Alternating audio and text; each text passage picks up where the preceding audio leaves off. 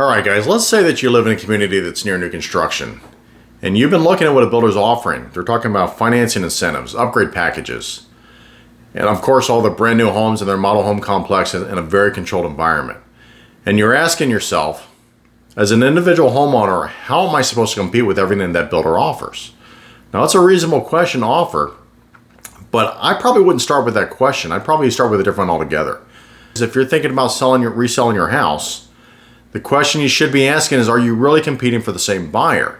And when you put your home on the market, will your home be positioned to be the clear choice for buyers that are most likely to value everything that your home offers? Because let's be honest, chasing the builder incentives, it can end up costing you to give up a significant amount of your equity without actually changing the buyer's decision. Now, first thing I want to do is I want to kind of take a look at this from the seller's perspective. The question from a seller is, which buyers are you actually trying to reach? How is it the new construction is starting to influence their expectations? And what can you do to position your established home without automatically deciding that your home needs to be offered to the marketplace at a lower price?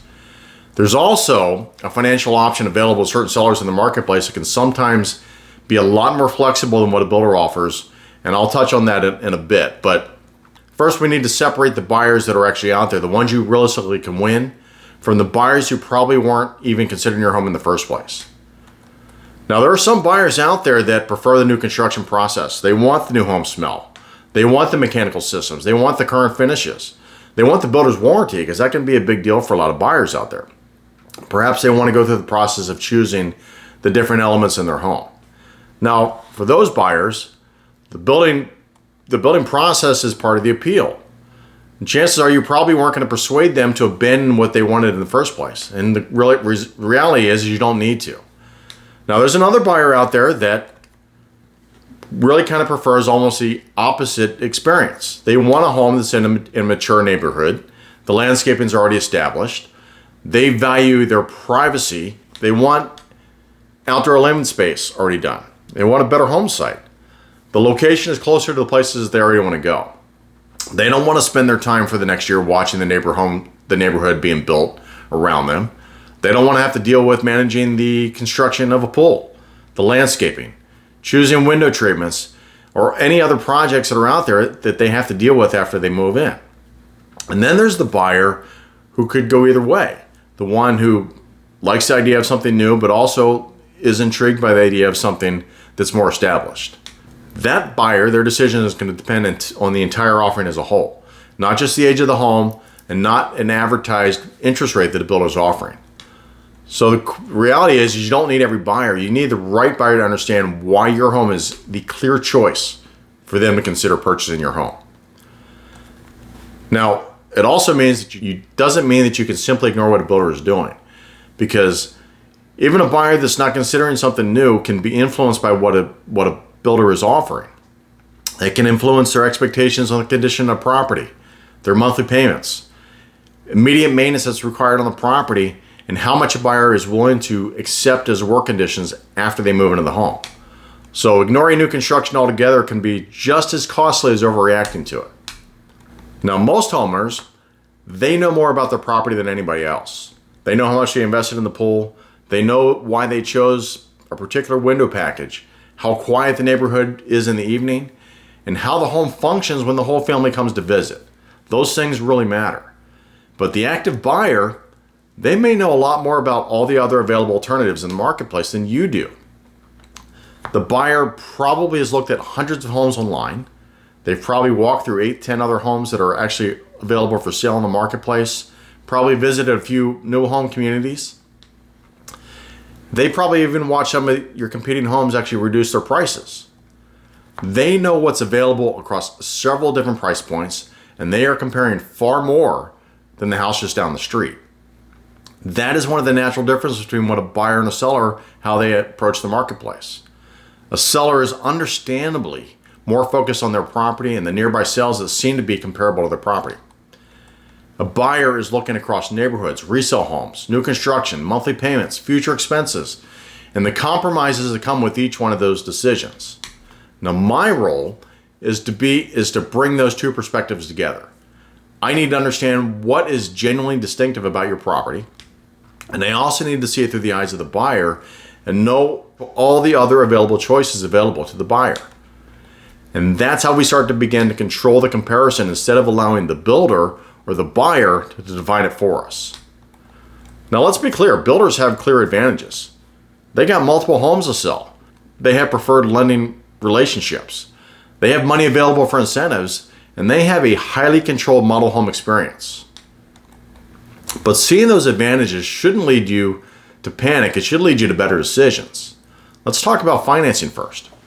Suppose the buyer is offering a rate down that creates a much more attractive monthly payment. Now, before responding to a buyer, I really would want to understand what's actually preventing the buyer from choosing your home. The question is, do they prefer your property, but they simply can't make the monthly payment or the cash needed at closing to make the deal work? Or do they believe that your home simply isn't worth the asking price? Those are two very different problems. If the buyer wants the home and is struggling with affordability, a targeted concession actually could help the transaction work. If a buyer doesn't believe the value is there, offering a concession is probably not going to move the buyer at all. And for certain sellers, there might be another option. If you have substantial equity in your property and you don't need to receive every dollar at closing, seller financing may allow you to offer the right buyer more flexible terms and receive principal and interest over time after closing. Now, depending on how the deal is structured, you potentially could yield significantly more far beyond the actual sale price of the home. Now, I mention this because I have personal experience with seller financing. I actually purchased a prior personal residence of mine through seller financing, some investment properties as well. In one transaction, the one I was talking about, the personal residence, I actually helped the seller and the seller's agent work through the structure of the deal. And the arrangement that we set up actually solved both the problems, the needs that I had as the buyer, and it actually created a result to the seller that was extremely pleased with. Not just at closing, but through the income that the transaction continued to produce for the seller far after the closing. And the seller's agent and I ultimately became pretty good friends, and he would continue to occasionally reach out to me to talk about other deals and how they could be structured to make things happen for both the buyers and the sellers. It really created a win-win scenario. Now, I'm not going to tell you that seller financing is right for every seller or every property. And let's be clear that it requires a deeper conversation and proper guidance. It might include your real estate broker, your accountant, and your attorney. But it illustrates an important point that your only responsibility for financing doesn't have to be another price reduction. In fact, it might even allow you to earn a yield significantly far greater than the actual sale price of your home, far beyond the closing date. Now let's understand, guys, for most sellers, the goal is not to outfinance the builder or even copy their promotions. Like, the builder has a much more favorable circumstance than you probably do because they get multiple properties and a broader business perspective. You have one home and one equity position to protect. So instead of trying to be a smaller version of the builder, what we really need to do is identify the value that your property offers that the builder can't reproduce. Maybe it's the home has a private home site. Maybe the pool and the outdoor living space are already done. Maybe your landscaping is mature and the views are established, and the buyer already knows what the surrounding neighborhood looks like and how it feels for them, how it's going to improve their lifestyle. Or perhaps a real advantage is the location itself, something the buyer can't duplicate by moving farther away to a newer development. But here's where I would be careful. It's not enough to place the features on a flyer and assume the buyer is going to understand their value. A pool is not simply an item on a feature sheet. The buyer is avoiding dealing with a design process, the permits, the construction, the landscape repairs, and months of disruption required to add a pool later. Mature landscaping is not just a collection of trees and plants. It creates privacy, shade, established views, and an outdoor environment that the buyer can enjoy from the day that they close on your property. That is the value that we need to communicate. A feature becomes a competitive advantage when a buyer understands how it's going to improve their lifestyle, how it reduces their expenses or removes uncertainty. That is how an established home stops looking like an older alternative and begins to look like a completed lifestyle.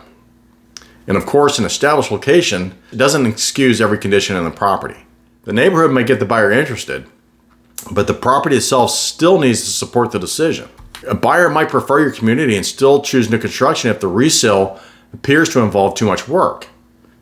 Maybe there's deferred maintenance, your mechanical systems are aging, dated finishes. Insurance costs can be a major concern, and a long list of projects that are waiting for them after closing. Now, this doesn't mean that you have to renovate the entire house, but it does mean we need to ask a very direct question. What could cause a buyer to prefer your location and still abandon their preference and choose something new altogether? Look, some concerns, they can be corrected. Others may need to be serviced, documented, or even explained clearly. And some conditions may need to be reflected honestly in the price. Now, an established home does not need to look brand new, but it can't ask buyers to accept future costs and inconvenience while also asking them to pay an aspirational price that ignores the realities of its condition. That combination is really where sellers start to lose their advantage when they believe that the community of their home site would give them more value. Now, before I recommend changing the price, really what I want to know is what are the problems that we're actually trying to solve? Are buyers overlooking what actually makes your home valuable? That's a positioning problem. Do they like the neighborhood but they see too much work inside the property? That's a preparation problem. Do they want the home but the cash required or at closing is getting in the way? That could be an affordability problem. Or do buyers understand its condition and its advantages and still believe the number is too high compared to the alternatives? That's a pricing problem. And each one of these situations requires a very different response. Understand that more marketing will never solve a pricing problem. And a price reduction will not solve every positioning problem. And a financial incentive will not make a buyer want a property that they don't prefer in the first place. The recommendation should follow the diagnosis, not come before it. So when I look at an established home near new construction, I'm not asking how we can make it look like the builder's product. What I'm asking is, who is most likely to value your home? What is the builder doing that could influence your buyer? What does this property offer that the builder can't provide? New construction does not automatically diminish the value of an established community. And the buyer who is completely committed to buying something new probably was never your buyer in the first place. You do not compete successfully by trying to become the builder. You compete by understanding the buyer, controlling the comparison, and positioning your home as the clear choice for the buyer it's meant to attract. If this is the situation you're facing, the first step is not automatically reducing the price.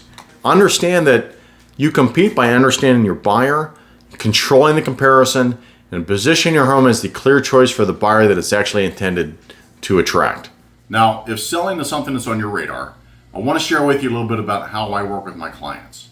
Now, personally, I believe it's very important to offer you real professional insight, not just reassurance, so that you can actually achieve your goals and avoid many of the challenges that catch a lot of sellers out there off guard. So call me. Let's schedule a strategy session built around your goals and your objectives, not just a list of promises that every agent makes in order to win the listing. Again, I'm Ed Grabowski, your local broker here in the Sarasota area. Appreciate your time today, and I look forward to connecting with you very soon.